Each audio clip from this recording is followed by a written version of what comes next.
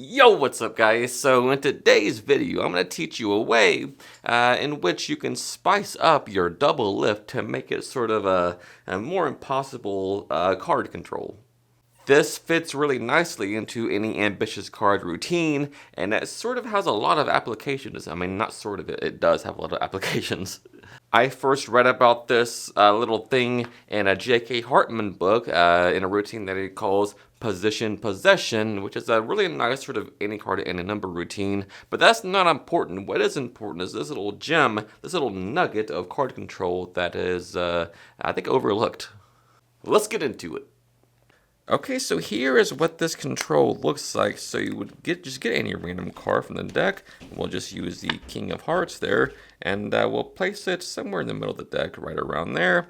Actually, that's too close to the top, so I'll bury it even deeper like this, and down there. And all I do is I just jiggle the deck like this, and that card just rises to the top of the deck, that King of Hearts.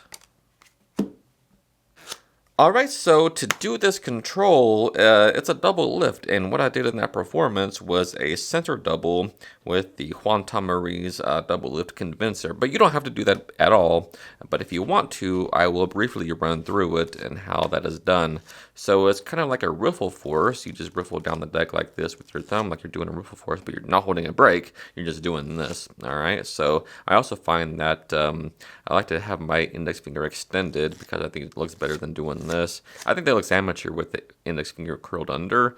Doing this, I think, looks more elegant. I don't know. That's just personal preference, but hey. All right, so what you do is you riffle down the deck like this, and to get two cards, all it is just popping two cards off with your thumb like this. All right, it's just boom, boom, just two cards. All right, so you riffle down, and you sort of pinch the upper portion of the deck, these upper half. The index finger goes in the corner, and the thumb goes about the center of the packet there. All right, so just like this, and you just let two cards riffle off and just hit the tip of your index finger, this one right here.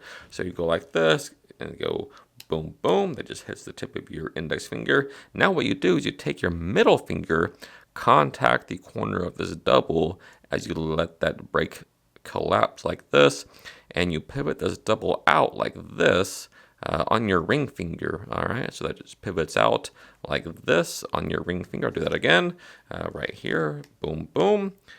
Contact the card with the tip of your middle finger, the double card in this case. Let the break collapse. Just relax your hand, and that'll just rotate around your ring finger like this. Just rotate it 90 degrees like this. As you do that, turn your hand palm up. And as you do that, use this ring finger to slide this card through the deck like this. All right, so you're like this.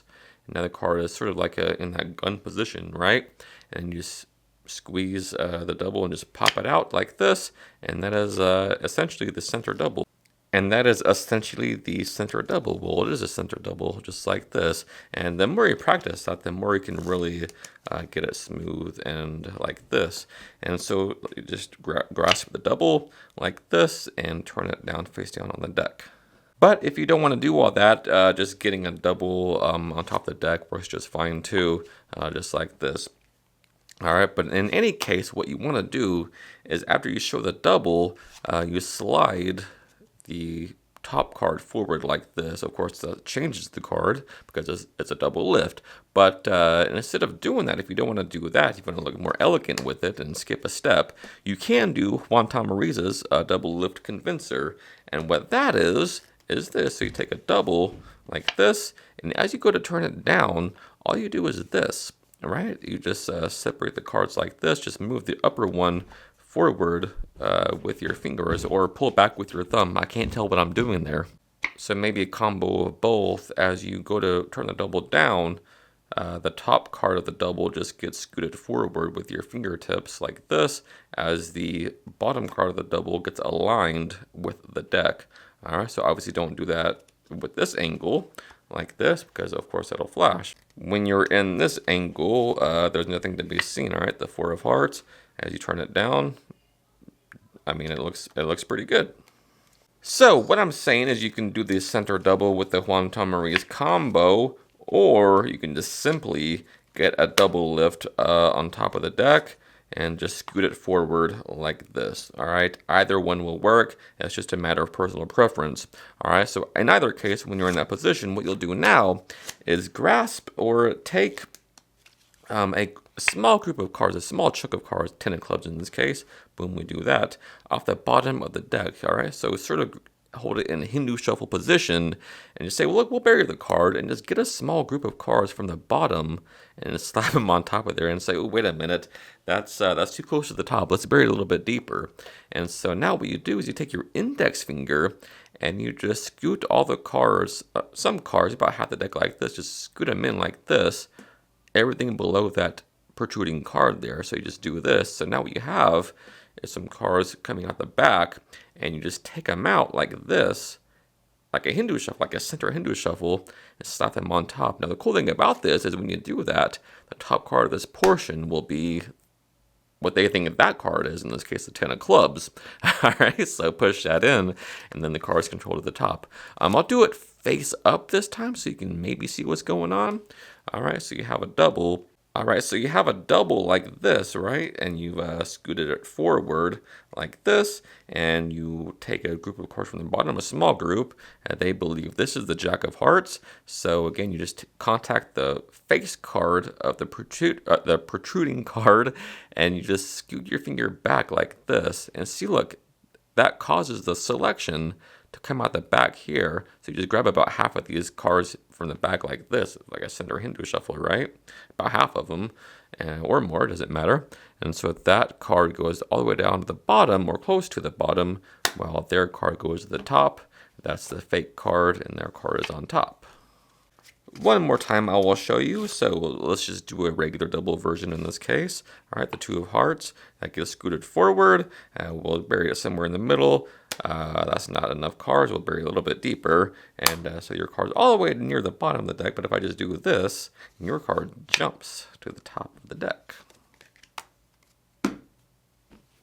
Now, this control was sort of the inspiration for my own control that I call the push control.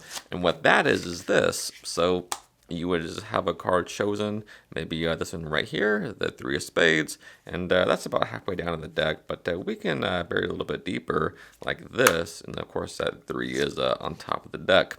All right, so what you're doing there, it's a spread version of that using Marlowe's convincing control procedure. All right, so what you'll do here is they point to a card, you show it, and you'll just go into the convincing control switch. It's already been switched out. There it is, and I'm sure you know how to do that by now. All right, so in this case, normally you would cull it to the bottom, but in this case, you just keep it where it is, right below that fake card. All right, so now you're in that same position where you was before. All right, so that's about halfway. Let's cut it deeper, boom, and then it's controlled at the top.